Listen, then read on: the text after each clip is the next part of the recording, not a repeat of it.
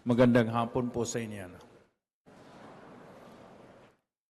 Maybe some of you have read the gospel for tomorrow's liturgy, the 32nd Sunday, but we receive a circular from the Bishop of Manila. I think this applies everywhere, that the Mass to be celebrated this afternoon should be the Mass for the dedication of the feast of the dedication of the Lateran Basilica in Rome. So if you attend this liturgy or Mass, you will have satisfied your Sunday obligations also. Now, what is the significance of the feast for today? Many of us would assume that the church of our Pope is in St. Peter's, in St. Peter's Square. But in truth and in fact, the St. John Lateran Basilica is actually the church of the Pope as Bishop of Rome. So it explains why it is important. Today, we memorialize its dedication on November 9, 324th year, around 4th century, the time of Constantine. The Pope is the Bishop of Rome. His cathedral is the St. John Lateran. The Lateran comes from the family who donated the land where the present building has been constructed. So, and it is actually called the mother and head of all churches of Rome and the world. That's the most important title that the Lateran Basilica has. It is the mother of all the churches, not only in Rome, in Urbe, but in Orbis, in the whole world. It has the primacy, parang the place of honor. And if you have the chance to go there, it's really a majestic church, and you will really see history happen there. The councils that happen there, the popes. It used to be the residence of the popes since the 4th century until the 13th century, since the return of the Avignon popes, if you read history. So that's the significance of that of the church. And if you delve further into this history, you will also see how, with the Edict of Toleration, which was made into effect by Constantine, so that was the time of the flourishing of the Catholic faith. The Christians were no longer persecuted, and they were able really to thrive in the Roman Empire. My dear brothers and sisters, it's also good that we understand the significance of why do we need buildings, yung church buildings, the edifice. I remember one priest in our archdiocese, his doctoral dissertation for his PhD in theology is the significance of the Temple of Jerusalem. And it was a very difficult study, because you study the history and everything and all, even the mga archaeology. But it is in the Bible. Makikita, you will see it, the evolution of. Why is this important? Diba? Because I would like to make, parang if you were reading, example, if you were listening to the second reading, St. Paul was telling the first Christians, you are God's temple because the Spirit of God dwells in you. And whoever destroys the temple, God will destroy him or her. So it's like a parallel between the temple as a building, physical building, and church as the spiritual, temple of Christians. But one doesn't have to do with the, parabang it's either or, no? but you can have both. Because if you try to think of it, no, tayong mga tao po, no, if until now, no, it's a mystery to us, no, ang ginagalawan nating mundo is yung categories of time and space. Kasi tao po tayo, no? Sabi nga, it's always paradoxical to understand what do you mean by past, present, future? What do you mean by here and now? Even philosophers grapple with the concepts. No? What do you exactly mean by space? Diba? Pero naintindihan natin kasi everything that is matter, diba, matter occupies space. Diba? Sukat, for example, change. Maraming na-explain sa physics with those categories of time and space. Temporo-spatial categories ang tawag doon. No? So, tayo pong mga, mga finite beings, no? Yung mga physical beings, no? Of course, no, mas naiintindihan natin yung mga spiritual things by analogy. Importante ang concept ng analogous, no? Analogous, no? Parang may similarity, no? May kahawig. That's how we learn. We compare and contrast things. You know? Yung pag-i-explain natin ng mga bagay, inahalin tulad natin. Di ba? So, importante yung I'm trying to emphasize the importance of sacred time and sacred space. Tayo mga Pinoy po, hindi tayo masyadong, this is just an opinion of mine. No? You don't have to agree with me in this. Na? Kasi tayo sa Philippines kasi, all summer, parang yung seasons natin is wet and dry, and typhoons in between. Pero sa ibang culture, they have seasons, right? So they have summer, winter, fall, spring, mas ano sa kanila na. Sa atin din is, we are an archipelago. Mga islands tayo. That's why I was thinking of, sino ba yung ano natin, I just forgot the name. He was thinking of itong national artist natin for literature na sinasabi we do not have a concept of a nation. Yun ang challenge niya. What do you mean about Filipino or the Philippines? Na pinagdidebatehan pa rin. Kasi nga, yung challenge natin kasi we live in islands. Parang separation. Kaya magpupunta ka dun sa mga Europe, sa Amerika, they live in massive continental lands na magaling sila sa mga mapa, yung sukat ng Yun ang nakikita ko so idea ng bakit importante yung space and time. Na minsan, hindi tayo very conscious tayo dyan. No? Kaya for example na lang, sa ibang kultura, kumakain sila, may first plate, may second plate, may postre, mayroon pang Pero sa atin, halo-halo, no? Yung sabaw, yung para bang halo-halo, buffet, no? So, culturally, that can be understood. No? Pero, hopefully, this is just an invitation for you to reflect on these things. Importante din when we respect, we accord the proper respect to time and space. Hopefully kasi yung nangyari sa atin, hindi na tayo masyadong conscious, yung kultura natin, na we just dress as we come as we are, we dress down, so parang we're no longer conscious hindi. Iba yata yung pupunta ka ng market, iba din yung pupunta ka ng simbahan, iba din yung pupunta ka ng opisina. Pero ngayon, parang wala na rin, parang bato-bato sa langit. Ipagpatawan niyo po, hindi naman ako. Walang, pero sana lang po na, let us also try to imagine these things, If you go to an important person, one time I learned this the hard way, when I was still studying napadala po ako doon sa Europe, doon sa Spain, pinapag-aral po ako doon.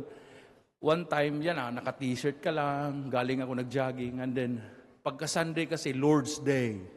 It's the best food, And then everyone dresses up with coat and tie, no? Kasi Sunday, eh. And then I came in with my shirt. Papawisan pa ako, no? And then I just I sat myself at the back, parang dining room namin. And lo and behold, my rector, who was a Navy captain, who was a captain, a ship captain before he became a priest, stood up, went to my place at the corner, and then lit me up and said, "Hijo mío, te quiero mucho, pero no me insultes." No? I almost cried. No? What he told me was, "Son, I love you, but don't insult me." So I went out, I dressed up, changed my dress, and put my tie. You know, sometimes we dress up because we want to pay respect. We want to be courteous. That's the word, courtesy. No? We want to honor the person. Sometimes we dress down out of sense, parang entitlement that I can be who I am. I think that there is sense of moral superiority there. But again, this is not to tell anybody here, no? But you know, sometimes really importante din yung space. Even your children, you have to teach them how to behave, you know, according to the space, as the space dictates. Hindi ka naman maglalaba yata sa hapagkainan, di ba? Hindi ka naman yata, you know, sa bahay ninyo, di ba? Alam niyo naman, di ba? Each thing has its own place and a place for each thing. And there is order. Di ba? Example na lang natin, kahit yung buhay natin, no? Meron tayong sinasabi na daily program of work, yung scheduling natin. Kaya naguguluhan na tayo kasi minsan kahit alas 12 ng gabi, nagtatrabaho pa rin. Yung bang concept ng ito na lang hindi to yung parang homework. That's why I am an educator also. No? Ayaw ko talaga ng homework. Kasi home is home, work is work. Ang problema natin kasi, kahit yung birthday natin, ginagawa sa work. May nakikita ko sa government office, nagpre-prayer ng rosary. Work. You don't pray during work. You pray in the church. Yan minsan kasi pinagalo, sa school natutulog. Kasi sa gabi nag-aral. Hindi. Sa bedroom ka matulog, sa school ka mag-aral. Di ba? Simple lang naman yung mga bagay ba na dapat talaga may order na, Kasi sa simbahan, nakikita natin that even Jesus would have to correct this. This is God's temple. And in the tradition of the Jewish people, there was a tent that was made by Yahweh to symbolize that God was with them and He would accompany them in their pilgrimage. It happened in 40 years with the temple, from the place of slavery to the place of freedom and worship. And what happened? During the course of this journey in the midst of the desert, para pa rin yung sinasabi ba, they were already out of Egypt, the place of slavery, but the Egypt was still dominating their mindset na para pa rin silang mga slaves. Diba? And sometimes really it's, yun ang sinasabi natin na importante din pala yung the child is the father of the man. Because as we grow older, you can never take a man out of the child out of the man. Yun, di ba? Yung may mga behavior tayo na talaga nagugulat tayo. Where did I get this? Actually, you got it from home. You got it way back when you were a kid. Because values are caught. They are not taught. Kaya nga sinasabi talaga, importante din yung mga bata. Tinuturuan talaga natin how to conduct himself properly.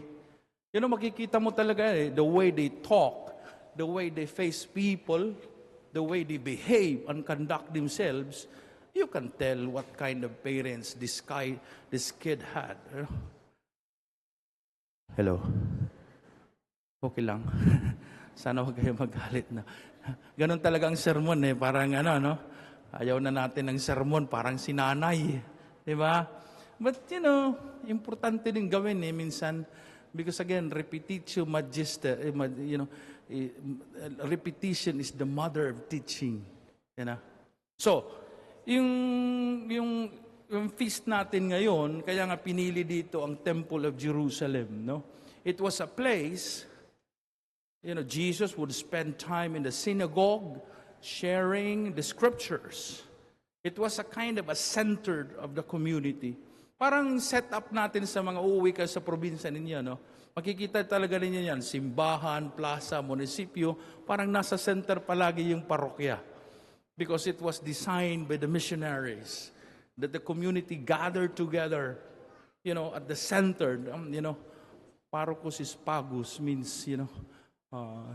city or rural area.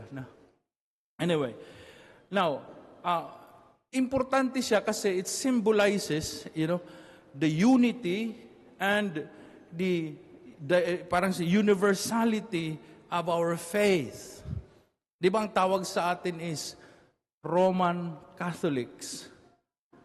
Kasi we believe, Saint Peter, it started from there, yung mga yung propagation, yung tawag natin propaganda fide, galing doon. Kaya nga, makikita niyo yung pare, palaging, ang tagal talaga ng pare nagmimisa, hindi po pa rin mamemorya yan, Hindi, because the Mass does not belong to the priest. The priest serves the Mass. That's why po may mga red letters dito that the priest need to follow. Ang tawag dyan is rubrics. Rubric means the red letters here because we are supposed to follow how the church celebrates the Mass.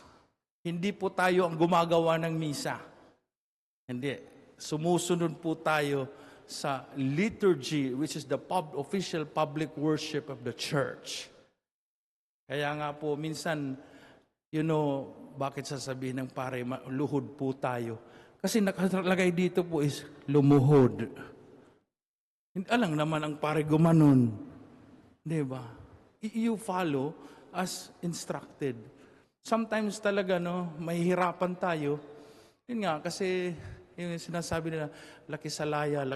Parang mga ganon, na, sabi ng isang philosopher, in our generation, parang ang tao hindi na sa naniniwala sa tama o mali. No one wants to be told what is right, what is wrong, what is correct, what is improper, because we give value to values. It has its own history. Yung ano ang yung pinapahalagahan ko? What are the things that I value? For example, if you value comfort, then why would I stand if I can take it sitting down? Diba?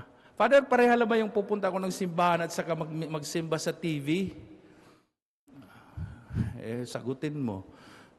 Matanda ka na Diba? Parang ganon. Diba? So yun sa atin lang, tingnan po natin yung perspective na yun. Na as, we are both spiritual and material. Sana po meron tayo yung sense of unity. Ito ang example ko. I remember when I was studying criminal law, sabi, ang tao daw, pag sinampal mo, hindi niya sasabihin na, bakit mo ako sinampal yung mukha ko? Hindi. Sasabihin sa iyo, bakit inurakan mo ang pagkatao ko? Do you see the point? Di ba? Hindi mo makikita sa complaint, he slapped my face, my right cheek. Hindi. Gagawin ng abogado yan is, para talagang winasak, inurakan ng pagkatao ko kasi sinampal yung mukha ko. It's not only the cheek. It is the honor and dignity of the person. So you see that the person, you are one. Sana makita niyo ang perspective na yan. Ito na lang, pasobra na lang ito Kaya nga, yung mga anak ninyo po, sabihin ninyo, you know, your body is your best gift to the person you will love in your marriage.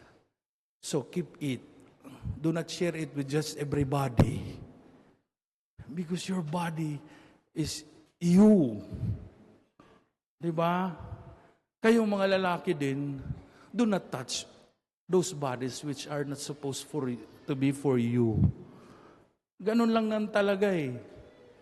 I hope you understand the significance ba ng, yung extension, yung mindset ba natin na, no, actually, there is a kind of parang integration ng, materiality at saka yung spirituality.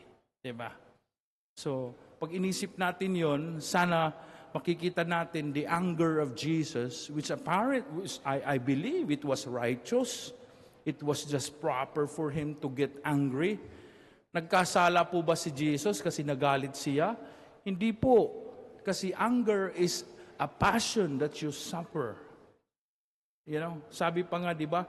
Zeal for my temple consumes me. Kung interesado sa iyo si Jesus, he was so consumed of the temple. Sabi niya sa mga nanay niya, tatay niya, why are you looking for me? Don't you know that I should be in my Father's house? He was at the temple when he got lost and he got found in the temple. Kaya ganun po ang sana ang maging attitude minsan natin when we come to church. Let us bring ourselves to the church. Nakakalungkot kasi yung pagpatawad niyan lang po ako, nandito ka sa simbahan, pero yung isip mo po is somewhere else. Yung cellphone nyo, hindi ka makaiwan, pero nandito ka sa simbahan, di ba? Basahin niyo po si Ernest Hemingway, yung capacity natin to be fully present in time and space. Sabi niya, maraming nawawala na occasion sa atin, opportunities for being human, because we are sometimes scatterbrained. Hindi tayo nakikinig when we are supposed to listen. Hindi natin tinitingnan when we are supposed to see and look. And we're not even, parang ganun ba? You are not in the present. You are not in the moment. Kaya nga, sabi ng isang meme na nakita ko, you have lived long, but what have you accomplished? Diyan tayo nagkakatalo. Imagine Jesus was only 33 years old when he was crucified. Nakakatakot kasi 46 na ako, wala pa akong nagagawa. Let's be honest, that life expectancy has been improving. Pataas ng pataas ang buhay natin. But kung tatanungin ka talaga, yung sinasabi ko talaga na, again, brothers and sisters, let us not fear death, because death will happen only once. But what we should be afraid of is the inadequate life. The life that was unlived because of the distractions, because of so many things, di ba? And in closing, mayroon pong tendency ang modernity, yung iconoclasm, yung parang deliberate destruction of spiritual images and icons. Diba? Sometimes kasi pinipilit natin nga, pagbago, mas maganda. That's not true. There were excellent works of art, music, everything in the past. And sometimes, it is our obligation to recover them from oblivion because they were masterpieces. They were really, parang ingenuity of man. That was the achievement of those past generations. Kaya pag nagtra-travel po tayo, tingnan po natin yung mga, yung mga ginawa ng mga sikaunang mga naunang tao. And you will really, one time there I was in Burgos in Spain, may ginagawang magandang cathedral doon. And the priest allowed us to go upstairs sa taas po ng temple. Yung mga classmate ko sabi, Father, bakit hindi nyo inaalaw ang mga taong umakyat dito? Kasi sayang, ang ganda-ganda nito sa bubong, ha? Sabi ng pare, kayo ba, magpapare kayo. Ang babaw ng pag-iisip ninyo. Ang templong ito hindi ginawa para sa tao, ginawa para sa Diyos. Kung walang kakakita sa bubong na to, at least ang Panginoon nakikita niya from langit. Did you see the point? Na hindi lahat ng ginagawa natin para kilalanin ng tao. Mayroon tayong dapat gawin na talaga ang Diyos man lamang ang nakakaalam at nakakikita, di ba? Anyway, please stand na. Salamat sa inyong pakikinig. I believe in God, the Father Almighty, Creator maker of heaven and earth, of all things